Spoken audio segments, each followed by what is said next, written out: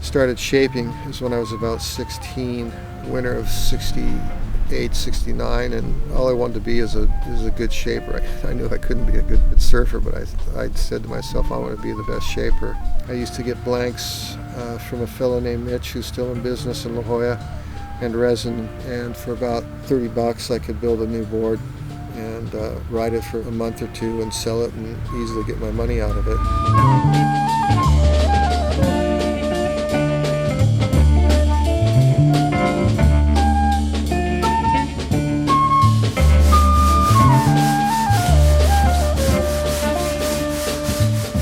Moved to the beach in 1966, 67. I was 14. Started out body surfing. Soon after that, got a surfboard. It was a total beater. I got it for like $10. And it was so full of dings that I took the opportunity to sort of learn how to do ding repair, and that was my first experience on working on surfboards. I kept surfing at La Jolla Shores, which is kind of a beginner's beach, and I didn't know how to go right yet. I could only go left.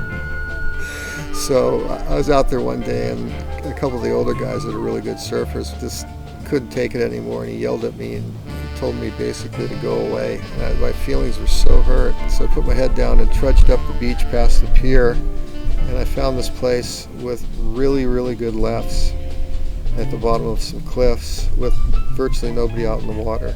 I don't really know what it was called. Surfer Magazine had a cover on it of somebody surfing on it, a perfect left, and it ended up being a profile on Blacks, the spot that I'd gone to because I was basically kicked out of my home beach for being a kook.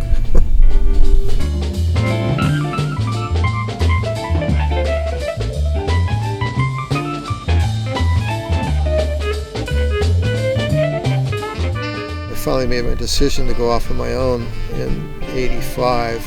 I was working for this company called Canyon. I was really scared to go off on my own because I'd never handled the business part.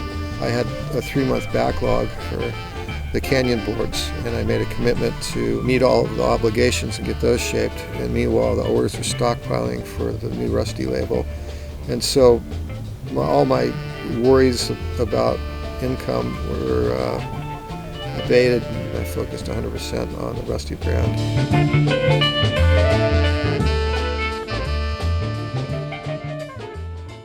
The art came from a desire to make a logo that was real simple. It was readable in just straight black. It didn't require color to tell the story. It was also meant to be simple enough so kids could scrawl it on their notebooks, their school books, and graffiti up walls if they wanted to. I started out at PT's urging to call the boards Rusty.